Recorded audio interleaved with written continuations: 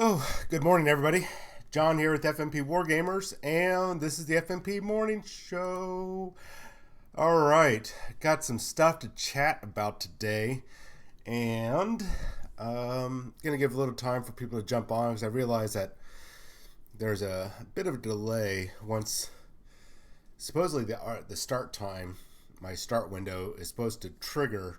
Hey guys, John's going live, and gives chance people to get on, but it's not doing it lately. So I'm going to give a chance for people to get on and kind of get things prepped because I have been busy painting like crazy this morning, and I have not had an opportunity to really prep for today's show, which I apologize for. I know that's not not the best business practice, I guess you could call it, the best thing for streaming and such, but it is what it is. So let's see here. I'm just going to check on a few things for everybody. We still at pre-order. God dang it, why are we still at pre-order? All right. Well, we got a lot of stuff to cover today. Sorry I'm out of breath. I've been trying to blaze through a painting project that's due next Wednesday, and I am behind by about 2 days because I was sick. And this has been I'm going to complain. It's been a bad morning. Let me adjust this camera here.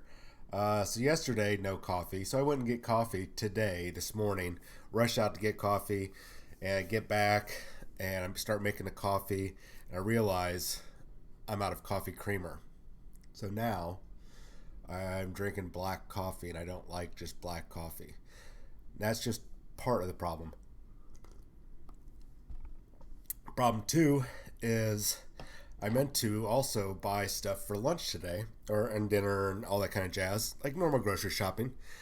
And the only thing I managed to grab was coffee, these delicious little these little cake donut holes, and Tide Pods for laundry.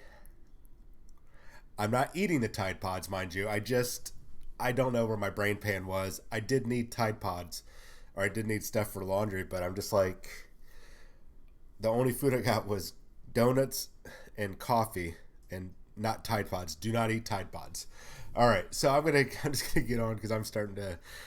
Oh, it's very frustrating. So, word on the line is right now I'm actually going to, until everybody is back, that includes ski, everybody is definitely taking a break, work, school, sabbaticals, whatnot, everything. So I am going to be covering very temporarily and probably very poorly the anything Age of Sigmar related. So I'm going to be getting myself up to speed on it. So I will be doing a review of all the latest stuff that's dropped. And I've got some from I guess you could say, a company insider, gave me a little bit of information, some interesting information concerning one of the things that you can do with the Caradon Overlord. So I'm going to go over that. I'll probably do that on Sunday. I'm definitely not going to be doing that today because I got plenty of other stuff. Escalante, good morning, good morning, good morning. So, anyways, back to the drama. Tide Pods, donut holes, and coffee. That was my grocery run this morning. Totally forgot to get food. Did not get any creamer for my coffee. And I've got Tide Pods. And let me tell you, Tide Pods are not edible. Not that I've tried, but it's not what you should be getting when you're trying to get your food for the week and everything. Oh my god. All right. So not a lot of things are going to go on today with Games Workshop related news. They have a lovely White Dwarf preview. They have a rules preview for Disciples of Tzeentch. But I'm going to be waiting, like I said, a couple days to get myself up to speed on Age of Sigmar, as I'm going to be, like I said, filling a temporary role reporting on it. I am nowhere near as knowledgeable or as passionate as Ski is in regards to Age of Sigmar, so you'll just have to bear with me. but I will do my honest best, and maybe it'll end up giving a fresh perspective, an outside perspective on somebody who has nothing invested in it. So I can actually maybe give a different point of view. So it could end up being interesting. So White Dwarf issue 450. Think about that. 450 issues. That's how many that they've done so far since 1980 something, 1984, 83, 82, something like that. That is a lot of issues, ladies and gentlemen. That's a lot of issues. Now, there was, I think this is a little bit skewed because there was a period during 6th and 7th edition where they were doing the weekly White Dwarfs. They were the slimmed down version. That didn't go over too well, and I think it was a kind of a financial doo-doo for them. All right, so we've mentioned there's a couple things that we've mentioned here before. We talked about the Silent King and his relationship. If I remember correctly, the Silent King has a relationship with Sanguinius. Well, when Sanguinius is alive, that's going to be interesting to read to see if there's any tidbits in there, because this article right here, the last of the Silent Kings, could be paving the way for us to find some information about how the psychic awakening is going to be affecting the Necrons.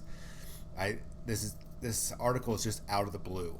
So this right here is telling me, based on past experience with Games Workshop and with the White Dwarf magazines, that this is a prep for a future release, probably about 3 or 4 months down the line. My guess is sometime in April, May, June timeframe, near the end. That's when we're going to probably see the Necrons pop up in the Psychic Awakening and how it affects them. Sorry, I'm still nasally. I'm almost done with the cold. Good morning, Nam. So, more information about. I mean, there's this. It's a normal White Dwarf magazine. There's not going to be a lot of cool things in there. Not like a free Index Astartes or Index Assassins or anything like that. There is going to be stuff in there for Kill Team, so you Kill Team fans are going to be having some fun with that because there's some new ways to play. Excuse me. You guys will still have to wait till about the 15th, 16th of January before you get your copy. Another thing I want to kind of cover before I get into a bit of a controversial thing that has happened I talked about yesterday, and of course Marvel Crisis Protocol. I'll actually cover Marvel Crisis Protocol first, and then we'll talk about the controversy. I think I've made it clear I'm not a big fan of like all these specialist games like Blood Bowl and Adeptus Titanicus, even though Adeptus Titanicus and Aeronautica Imperialis are fantastic games. They're probably the most tactical, strategic games that Games Workshop actually has out there. Out of all their product, those two are like the biggest ones, and I will play. But one thing I am going to say is Forge World has put out some fantastic models for Blood Bowl recently. This new Wood Elf, I'm guessing she is a thrower or your quarterback, and they got this Dryad one over here onto her right. I think they're fantastic looking models, and they're really gorgeous. And I wish I had a reason to get them, to use them. I just really love the flow of the models. They have such a dynamic flow to them. They are aesthetically pleasing and aesthetically accurate, unlike other companies especially when they do women. The women tend to, not that I have a big problem against very large, thick hips and busts. I don't really necessarily have a problem with those. But when it's every single miniature, it's just like, okay, it was cool the first time, and maybe the second time, but not the 20th model. So I really appreciate that Games Workshop and Forge World, their sculptors, give them very accurate depiction of I guess, warrior women or athletic women. Though occasionally they do have a little bit of a fan service going in there, and I'm happy with that. It's just enough that I'm like, oh, cool. I like that. Skulls on your nipples. Okay, cool. I can dig that. So, all right, let me hide this window And I missed the show yesterday for Atomic Mass Games. They put out of the blue, which is kind of a weird thing. Not out of the blue, but they featured the Vision yesterday on their show, which is weird because Vision and the Winter Soldier are going to be in the same box, and they are scheduled to be released in February. So they are showing them prior to, I mean, the next releases after Okoye and Shuri and Venom. It's supposed to be, according to their schedule, Thor and Valkyrie, Hela and Loki. Those packaged respectively. So them showing Vision ahead of time is interesting. So are they kind of like jumping ahead? Are they swapping the release schedule? What is happening there? So I'm a little nervous and a little curious on why, but I'm not going to complain because we get to see the Vision. Now I try to get my own screenshots, and Escalante and Nam, they had the screenshots. So I don't know whose screenshot I am getting. I could not. The best quality one I could get is the injured side of the Vision, and as far as I can tell, and they can correct me, or you guys can correct me if I'm wrong, the injured side doesn't look like it changes at all from the healthy side. If I'm wrong, then you guys can correct me. So let me close this down. Let me pull up the Vision. There we go. It's going to be a little hard to read because it's screenshotted, but we'll go over this guy. So first off, he is very healthy. He has, even on his damage side, 6 health. So that gives him a total of 12. 12 health. Medium movement, good. Size 2, 4 points. That's 4 points, or threat level 4 seems to be the average, which is good because this guy is kind of tanky and trolly, and he's going to be interesting to play. His defenses are not all that great. 2 physical, 2 energy, and this is just up front, so we'll get to that in a second. And then 4 mystical, which is really impressive. He has probably one of the only people I've seen so far with a beam attack that does not cost energy, and it's one of his basic attacks. After this attack is resolved, this character gains 1 power. Awesome. Sap power. If you ever roll a wild, before damage is dealt, the target character loses 1 power for each wild dice in the attack roll, and this character gains that amount of power. That is really awesome. You need power for some of the special abilities that he can pull off, and that's a 5 damage dice attack and beam 4. That's very, very powerful. And then we have Synthezoid Avenger. Range 3, 7 dice, but 4 power. But remember, he's sapping power with that solar energy beam, so you will be generating a lot of power. Hopefully, the defending character does not add shield results in its defense roll to its total success, and cannot add additional dice to their defense roll as a result of. I can't tell what that is. Oh, that looks like the critical success results. So when he decides he wants to pound on you, you're just going to take it. Yeah, you are just going to take that beating, because you're not going to be, unless you, yeah. I think it's crits, guys. He's just going, when he wants to do that powerful attack, he's just going to come up and beat you, and you're just going to have to take it. You don't get much say in it. I'm going to expand this a little bit here on the screen so you guys can see a little bit bigger. All right, so let's go into his next one. Calculated Trajectory. Costs 2 power. Choose an interactive terrain feature or an enemy character, both of size 3 or less, and within range 2, and throw it medium. This superpower can be used once per turn.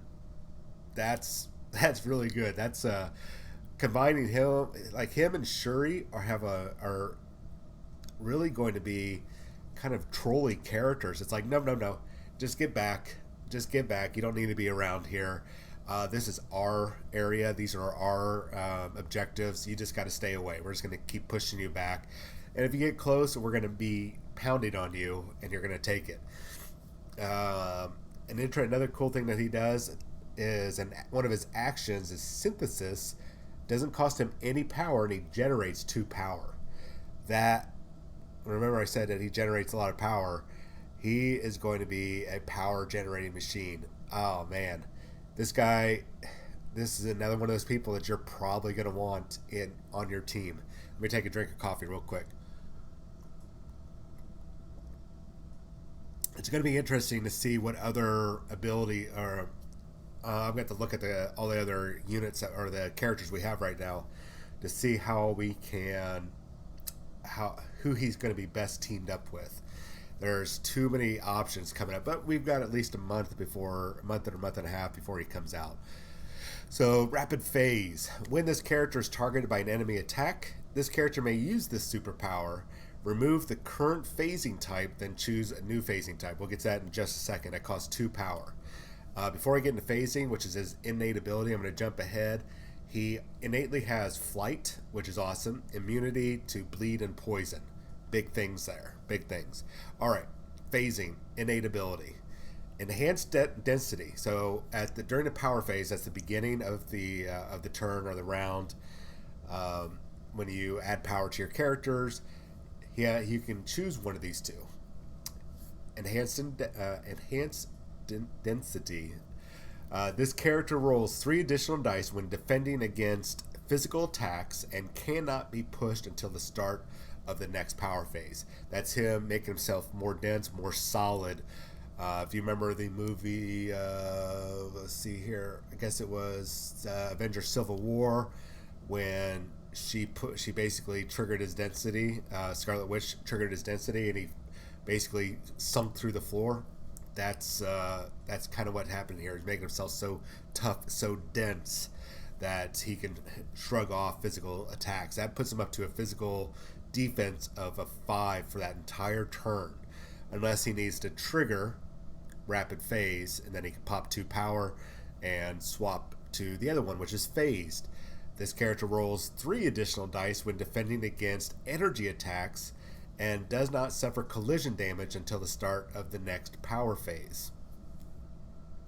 That's even better. I mean, so basically, he starts off with some he has some low defenses, but if you are pairing him up correctly against certain opponents, you can basically choose which of the different phasing modes that you want to go. So he is actually a very versatile character because you could pair him up against pretty much anybody. He has strong attacks again for physical and energy, and same thing for his defenses.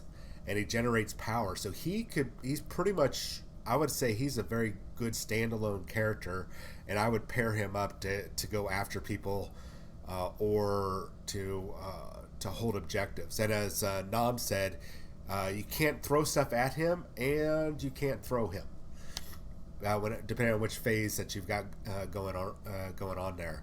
All right, it can't be pushed around, depending once again what phase you have. So he is probably one of the most versatile characters, very inexpensive, and 6 health, essentially 12 health if you count both sides. Man, I think he's probably going to be making it into a lot of people's rosters. Whatever team they're going to be. It's really hard to tell because you want to make sure that your team, you're getting those alliance benefits or the allegiance benefit. What do they call alliance benefits? I think. I'm not sure what it's called, but yeah, you want to be careful because you want to benefit from either the Cabal or the Avengers or the Wakandan. Their what do you call it? Their team benefit that they give you. So that's just something that you're going to have to really consider when you're assembling your team.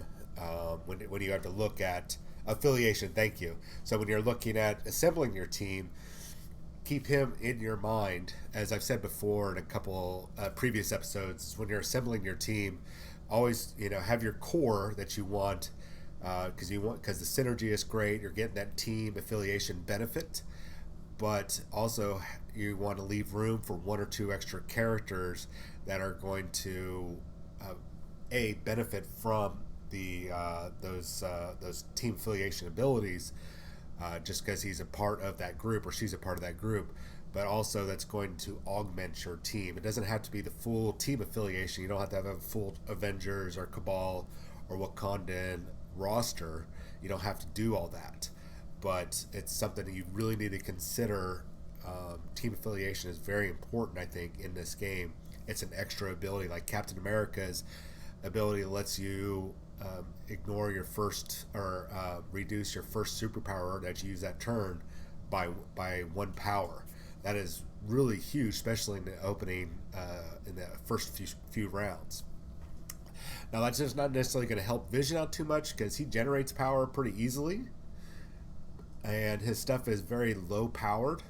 So that's not going to be that great of a power to that he's going to benefit from, but it's still something that you need to consider. I'm not very familiar with the Cabal's ability and Wakandan. I'm not very does not spring to mind right now, but watch for Vision, and the next time they got another video, we'll make sure that we get a hold of those characters.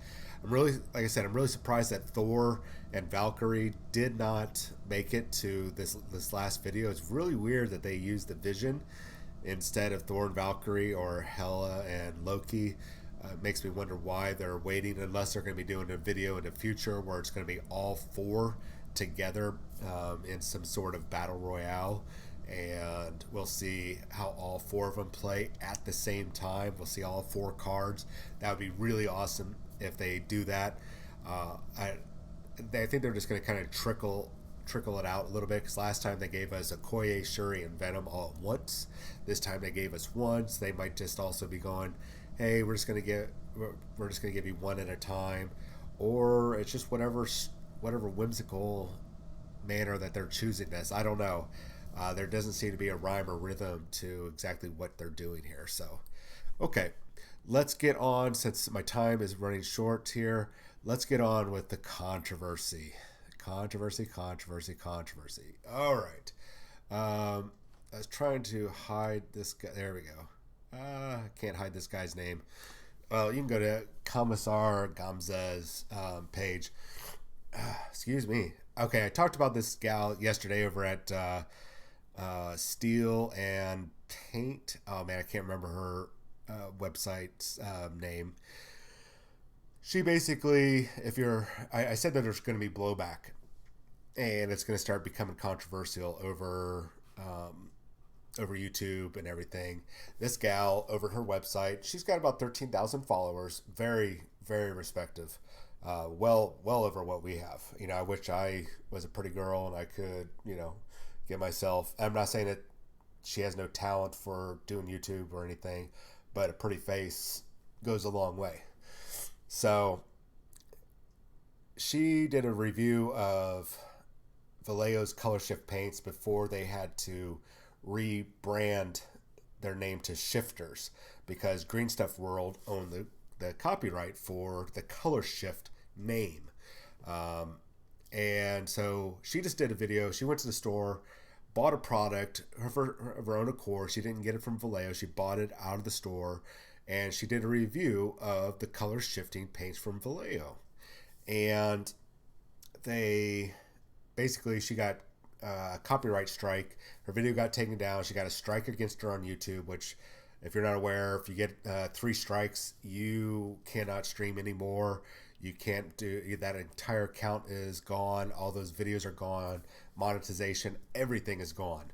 And each strike level actually has its own penalties. So she got a strike out of nowhere. Supposedly there was no warning letter. There was no, hey, you need to take this down. It just happened. And it was done manually, so it wasn't by algorithm, as Green World supposedly in their reply to her, their algorithm had said that that's what detected it and took it down. Now this was they saw the video, they contacted YouTube. YouTube took it down, did a strike against her for copyright infringement instead of contacting her, which I'm going to say right now, they are in their right 100% to have to protect their copyright, to basically get the video taken down and whatnot. They're totally within their right. I don't think they did it the right way, but I don't think it was the most. I don't think it was the nicest way. It's definitely the professional way because they followed the law, they followed the procedures that YouTube has in place. So in that sense, Green Stuff World did everything right. What they could have done better was contact her and say, hey, look, this is a copyright issue. Please take this down or we're going to have to alert YouTube and get a strike against your video because it's copyright. Now, that whole copyright thing is a murky area here because she was not promoting the color shifting part. She doesn't work for Vallejo. She was just doing a review of a product that she bought. She, unaware that there was this beef between Green Stuff World, a small company, and Vallejo, a slightly larger paint company. And so she just did the video. It was a good video. I'm not a big fan of the color shifts. I think it's kind of a garbage product because you have to have glossy paint basically on your models. You have this metallic paint it's got the little metallic flecks in it. I think it's a garbage product. It's cool, but I just think it's it's cool looking at first, but I think it's garbage. There's no natural finish to it. It's cheap as far as I'm concerned. I think you can pull off a much better metallic effect with actually regular paints, non-metallic paints or non-metallic, but it's cool. It's a novelty paint as far as I'm concerned. Anyways, so she puts up her conversation there. My issue with this is that, well, first off, she's gotten herself like 40,000 views now on her website. She's gotten an increase of viewers and subscribers now. So as I'm reading a lot of some of the statements that she got from them, it's that those of you who know, my background is in law enforcement, and I've done a lot of schooling for interrogations, interviews, and reading people's, basically reading between the lines, the best way I could describe it. And the way that these replies from Green Stuff World reads, it's either it's not a very professional reply, or it's a reply from them, if you know what I mean by it's a reply from them. I don't know. I'm still on the fence here. I'm actually going to break it down. It's really hard because since it's typed and not handwritten, it's really hard to do a handwriting analysis.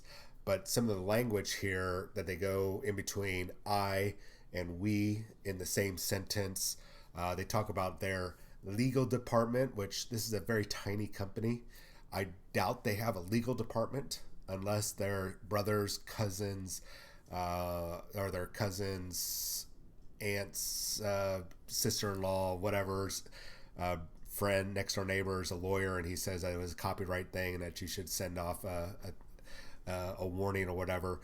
I don't think they have a legal department, especially the way that this is the reply is coming, and also why isn't the legal department responding in regards to that? And on top of that, the language in this is really just, hey dude, so yeah, we thought that there was some issues and we're cool. It seemed too casual to be a professional reply about what happened. And some of the other language they used, they identified Vallejo as he several times instead of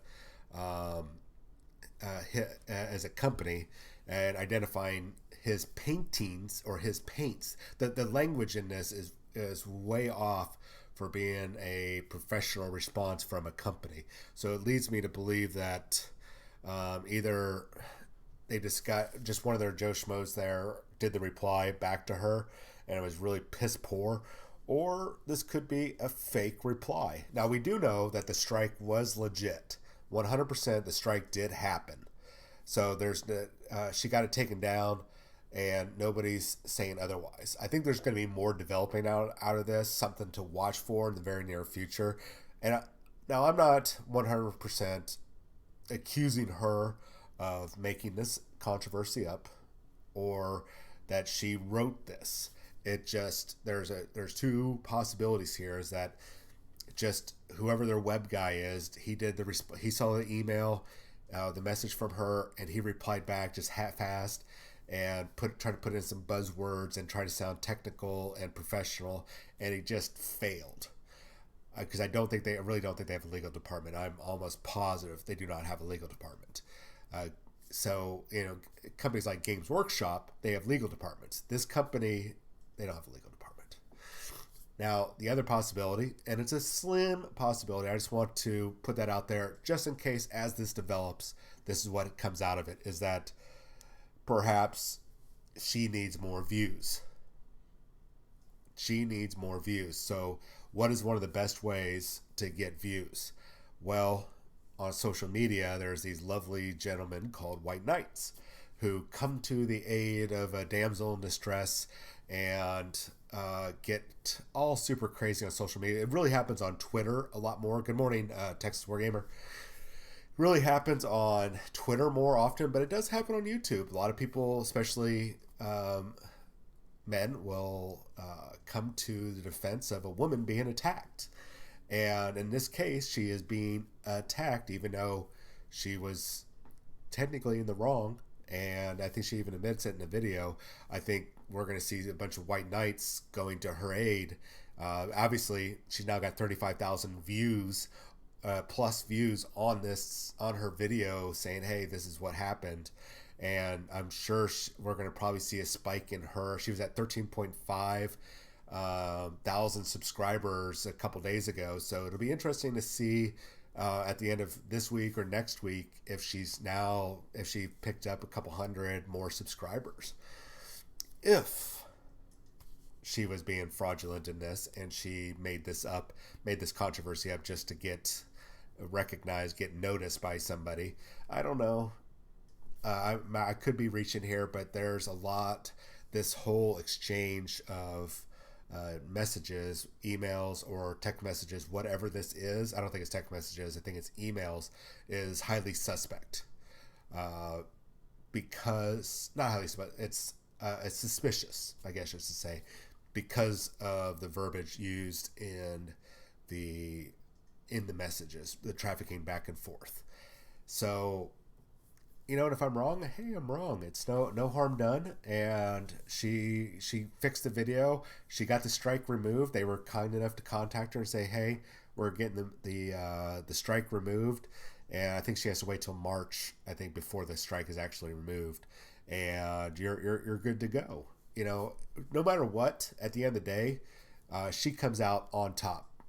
And whether she did something wrong, whether she did this to create an issue or she just happens to be the victim of a company going after her rightfully.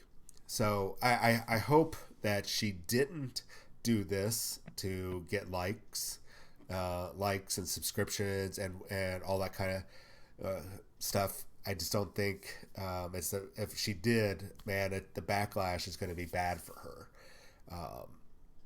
But I think right now that we're just now seeing the first wave of backlash against Green Stuff World. So I suspect there's going to be some more YouTube videos in the very near future concerning this, and I'm going to follow it just in case, because I think that there could be something there that's really interesting to talk about, especially since there's a lot of issues with YouTubers, and issue between content creators like herself and YouTube and other companies like Green Stuff World. So at the end of the day, I'm happy that she got everything corrected. I'm not accusing her of being fraudulent or anything like that. I'm saying that the language is suspicious. The language being used back and forth, well, not her language, but their language. And we've seen stuff like this before where female not YouTubers, but content creators will pull something like this to create, or at least we've heard about it, we've read about it, whether firsthand, secondhand, third hand, that they'll do stuff like this to create controversy, to get more likes, get a bunch of white knights coming to her rescue, getting more subscribers, Patreon subscribers, all the whole works.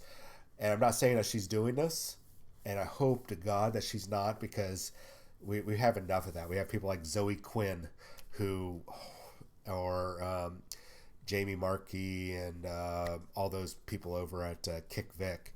We have plenty of problems with those type of people. So we don't need another one, especially in our neck of the woods as hobbyists. So that's all I really have for the review. I'm happy that she is good. She's getting the strike. She has the strike removed, or will be removed, and she knows now to be a little bit more careful. And at the very least, she's done us a great service by highlighting something you need as a content creator. You need to be very careful about your product reviews so you are not getting flagged for copyright issues. So I'm very thankful that she did that for us, and I'm thankful that everything is good for her as of right now. I'm hoping this doesn't develop into something more nasty. So enough of that. I'm not going to dwell on that anymore. Not a lot else to go on. For those of you that are just joining late, I am going to be doing Age of Sigmar reviews in the near future, and it's only going to be temporary. And I apologize for the quality of my reviews. I am not super familiar with Age of Sigmar, so I might not understand the tactics 100%. So I'm hoping you guys will be able to interact with me back and forth and correct me when I'm wrong. I'll really appreciate it. Other than that, I need to get going. You guys have the weekend ahead of you. I hope you guys have a wonderful weekend. And I will see you probably Sunday. Yeah, I think Sunday. Oh, yeah, definitely Sunday. Nope. Not Sunday. Sunday morning, yes. Sunday morning, yes, I'll see you. Sunday evening, I was planning on doing the Aliens RPG review. Unfortunately, I had something come up, so we will hold that off probably for the Tuesday evening next week. Full-on review of the Aliens RPG with sound effects and new improved stuff. So I will talk to you guys then. Have yourself a wonderful day. Make sure you hit the like, subscribe, and leave comments, especially over there on YouTube. Help us out there. And I'll talk to you guys tomorrow.